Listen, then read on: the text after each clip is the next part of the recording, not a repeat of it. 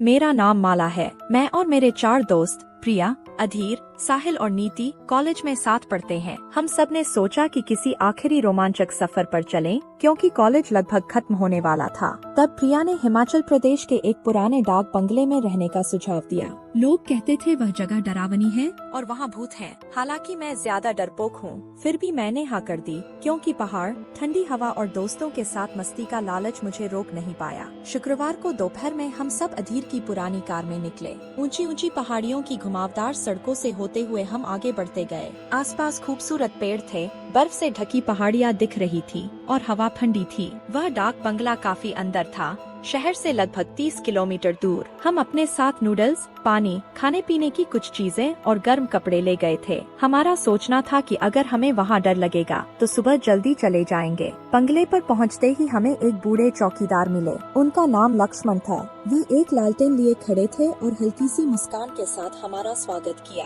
बंगले की सफेद दीवारें बहुत पुरानी और धूल से भरी थी। बरामदे में लकड़ी के खंभे थे, जिन पर फूलों जैसी डिजाइन उकेरी हुई थी। जैसे ही मैंने बरामदे पर पैर रखा, ठंड अचानक और बढ़ गई, मानो वह जगह खुद मुझे डरा रही हो। अंदर जाने पर मुझे एक अजीब सी गंध आई, पुरानी लकड़ी, धूल और किसी अज्ञात चीज की। हमें लंबी सी बैठक दिखी, जहाँ एक पुराना सा फायरप्लेस था और ऊपर जाने के लिए घुमावदार सीढ़ियाँ थीं। लक्ष्मण ने हमें कमरे दिखाए और समझाया कि बंगले का पिछला हिस्सा बहुत पुराना हो चुका है, इसलिए वहाँ न जाए। फिर वह हमें छोटा सा डाइनिंग रूम दिखाने ले गए, जहाँ एक बहुत पुरानी घड़ी थी। वह घड़ी रुकी हुई थी, सुइयां 7 बजे पर अटकी थी। लक्ष्मण बोला कि यह घड़ी अंग्रेज अफसर के जमाने की है, जो कभी सही नहीं हुई। फिर वह हमें छोड़कर चला गया। हम सब ने ऊपर की मंजिल पर सबसे बड़े कमरे में सामान रख दिया, जहाँ से खिड़की से पहाड़ों का सुंदर नजारा दिखता था। हमने सोचा कि सब साथ में सोएंगे ताकि डर कम लगे। शाम को हमने रसोई में जाकर अपने आप नूडल्स पकाए। लक्ष्मण नजर नहीं आ रहा था। अंधेरा होते ही बंगले का माहौल बदल गया। बड़े बड़े लकड़ी के दरवाजे कभी हवा से खुद ब खुद हिलते तो कभी तेज आवाज करते। हम सब बातचीत करके अपने डर को छिपाने की कोशिश करते रहे। रात करीब 10 बजे हम सोने चले गए। घर में न बिजली थी, न टीवी, न इंटरनेट, बस ठंड और अजीब सी शांति। एक बल्ब था जो टिमटिमा कर बंद हो गया। मैं सोने की कोशिश कर रही थी, लेकिन मन में डर था। अचानक रात को मेरी आँख खुल गई। मेरा दिल बहुत तेज धड़क रहा था, पर मुझे समझ नहीं आया क्यों। मुझे लगा कि बाहर गलियारे में कोई चल रहा है। धप धप धप, बहुत धीमी मगर मजबूत कदमों की आवाजें। मुझे लगा शायद कोई दोस्त बाथरूम गया होगा, मगर ये आवाज रुकने का नाम नहीं ले रही थी। यह ऐसे लग रहा था जैसे भारी जूते पहने कोई इधर उधर घूम रहा हो। मैंने हिम्मत करके बैग से टॉर्च निकाली, दरवाजा खोला और देखा तो वहाँ कोई नहीं था। गलियारा बिल्कुल खाली था, बस पुरानी दीवारों पर चांद की हल्की रोशनी पड़ रही थी। मैंने चारों ओर टॉर्च घुमाई, पर कुछ भी नहीं दिखा। फिर मैंने वापस आकर प्रिया को उठाया तो उसने भी कहा कि उसने ऐसी ही आवाज सुनी, लेकिन वह डर के मारे कुछ नहीं बोली। सुबह हुई तो हमें थोड़ा बहादुरी महसूस हुई। हम नीचे गए तो लक्ष्मण फिर से मिल गया। हम सब ने पूछा कि क्या वह रात में घूमते थे, तो उसने कहा कि वह जल्दी सो जाता है। वह इतना कहकर फिर से गायब हो गया। नाश्ता करने के बाद हम बंगले के पुराने कमरे देखने गए। वहीं एक छोटे से पुस्तकालय में साहिल को पुराने अंग्रेजी पत्र मिले, जो किसी अंग्रेज अफसर के नाम लिखे थे। उनमें लिखा था कि वह अफसर स्थानीय लोगों से परेशान था, सर्दियाँ बहुत सख्त थीं और वह एक छिपे हुए खजाने को लेकर बहुत परेशान रहता था। आखिर में लिखा था कि इस जमीन पर कोई श्राप है और गांव वाले बार बार चेतावनी देते हैं कि यह एक बुरी उपस्थिति है। दिन में सब कुछ सामान्य लगा, लेकिन रात होते ही स्थिति फिर अजीब होने लगी। शाम को डाइनिंग रूम में खाना खा रहे थे, तभी पुरानी घड़ी ने डांग डांग डांग करके 3 बार बजना शुरू कर दिया, जबकि उसकी सुई तो 7 पर अटकी थी। हम सब डर गए। लक्ष्मण अचानक प्रकट हुआ, बोला, आपने सुना, और फिर माफी मांग कर चला गया। हम समझ ही नहीं पाए कि घड़ी अपने आप क्यों बजी। हम सब काफी तनाव में थे। रात को 12 बजे तक वह वापस दिखा ही नहीं। फिर अचानक हमें दूसरी मंजिल से वही भारी कदमों की आवाज सुनाई देने लगी। हम सब ने हिम्मत जुटाकर टॉर्च ली और सीढ़ियां चढ़कर ऊपर गए। ऊपर वो कमरा था जहां जाने को मना किया गया था। उस पर लगा ताला किसी तरह खोल दिया गया। वहां पहुंचने पर एक छोटी खिड़की से चांदनी आ रही थी और नीचे एक बक्सा रखा था। उसके ऊपर एक अंग्रेज अफसर की पुरानी तस्वीर थी। उसका नाम था मेजर हैरोल्ड केम। उसकी आंखें ऐसी लग रही थी मानो हमें घूर रही हों। तभी हमारे पीछे दरवाजा किसी ने जोर से बंद किया। हम मुड़े तो देखा लक्ष्मण वहाँ खड़ा था। उसका चेहरा अंधेरे में था, पर आंखों में अजीब चमक थी। वह बोला, आपको यहाँ नहीं आना चाहिए था। हमने उससे अफसर और उन पुराने पत्रों के बारे में पूछा तो उसने धीरे से बताया कि वही अफसर इस डाक बंगले का मालिक था और वो कभी यहाँ से गया ही नहीं। ये सुनकर मेरी रूह कांप गई। हमें लगा कि मेजर केम्प की आत्मा अभी भी भटक रही है। उस रात कोई नहीं सो पाया। सुबह होते ही हमने सोचा कि अब वापस चलते हैं। सब सामान पैक किया और कार में रख दिया, पर कार स्टार्ट ही नहीं हो रही थी। कल तक तो सब ठीक था, आज अचानक बैटरी खत्म हो गई। हम परेशान हो गए। हम फिर लक्ष्मण को ढूंढने निकले, मगर वह बंगले के भीतर कहीं नहीं मिला।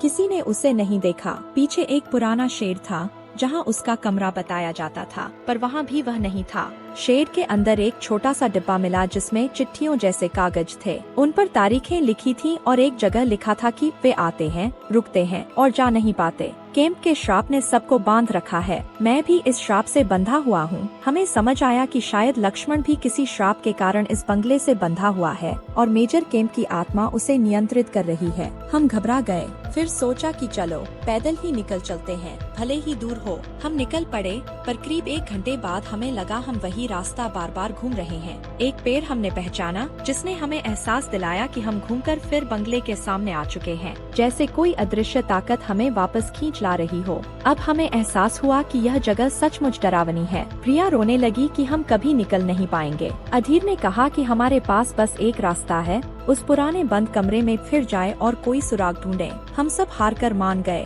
बंगले में लौटे, ऊपर गए। इस बार वह दरवाजा खुद से खुला हुआ था और बक्सा साफ दिखाई दे रहा था। ऐसे लगा जैसे कोई जानबूझकर हमें बुला रहा हो। बक्से में पुराने चमड़े की जिल्द वाली किताबें थीं, अंग्रेज अफसर के लिखे हुए शब्द। वहाँ लिखा था कि अगर वह इस जमीन का महत्वपूर्ण प्रतीक रेलिक नहीं खोज पाया तो पहाड़ियाँ उसे कभी जाने नहीं देंगी। वह बहुत जिद्दी था और गांव वालों को परेशान करता था। कई लोग लापता या मारे गए। एक जगह लिखा था कि इस बंगले में आने वाले भी श्रापित हो जाएंगे। अचानक हमें पीछे से लक्ष्मण की आवाज सुनाई दी। वह बोला, तुम्हें उसे अफसर को वो चीज देनी होगी जिसकी उसे तलाश है। हमें लगा जैसे उसकी आवाज में कोई दूसरा भी बोल रहा हो, शायद मेजर केम्प। उसका चेहरा अजीब सा दिख रहा था। जब हमने पूछा कि कौन सी चीज, तो उसने धीरे से कहा, एक चांदी का लॉकेट जो अफसर के हिसाब से उस जमीन की शक्ति से जुड़ा था। वह लॉकेट खो गया, आखिरी गांव वाले के साथ जिसने उसका विरोध किया। हम उससे और पूछना चाहते थे, पर वह ऐसा हिला जैसे किसी ने उसे डांटा हो। फिर वह डर के मारे बंगले की खिड़की से कूदकर भाग गया।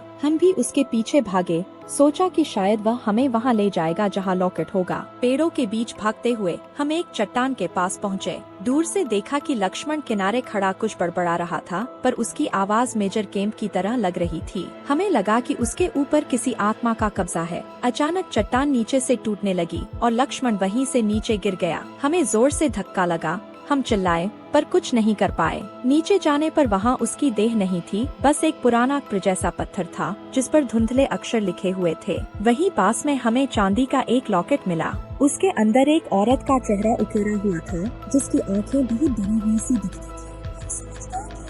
गलत है, जिसे मेजर केम्प ढूंढ रहा था। सूरज डूबने को था, ठंडी हवा चल रही थी।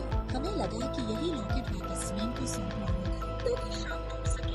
नीति ने जमीन में छोटा सा गड्ढा खोदा। हमने लॉकेट उसमें डाल दिया और प्रार्थना की कि इस श्राप से सबको मुक्ति मिले। तभी जंगल में अजीब सुकून सा छा गया। हवा रुक गई, माहौल हल्का लगने लगा। चुपचाप हम बंगले की तरफ लौट आए। इस बार रास्ता सीधा लगा, जैसे अब पेड़ हमें नहीं रोक रहे थे। बंगले पहुंचकर हमने जल्दी से सामान उठाया और कार में बैठ गए। अधीर ने चाबी घुमाई और कार एक बार में स्टार्ट हो गई। हमें बहुत खुशी हुई, पर मन में घबराहट भी थी। हमने तुरंत वहां से गाड़ी भगाई। मैंने पीछे मुड़कर देखा तो बरामदे पर एक धुंधला सा साया दिख रहा था। एक अंग्रेजी वर्दी पहने अफसर जैसी आकृति जो धीरे धीरे धुंध में गायब हो गई। रास्ते भर हम ज्यादा बात नहीं कर पाए। हर कोई इस अजीब घटना पर सोच रहा था। कभी कभी सोचती हूँ कि क्या हमने सच में श्राप तोड़ दिया या बस कुछ समय के लिए उसे शांत कर दिया।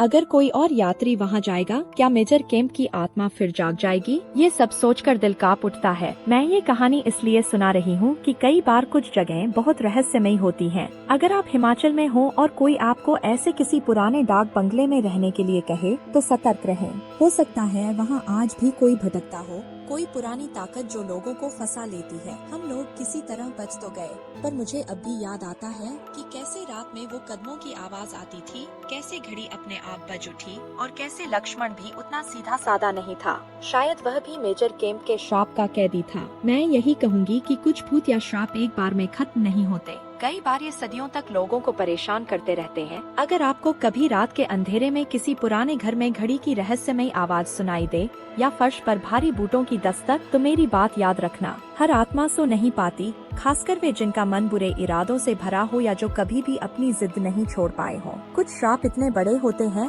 कि उन्हें कोई आसानी से मिटा नहीं सकता। मैं बस उम्मीद करती हूँ कि आपको कभी ऐसी जगह न जाना पड़े जहाँ इतिहास की कड़वी यादें और भटकती रूहें आपका इंतजार कर रही हों। अगर जाना पड़े तो पूरी सावधानी बरतें और अपने साथ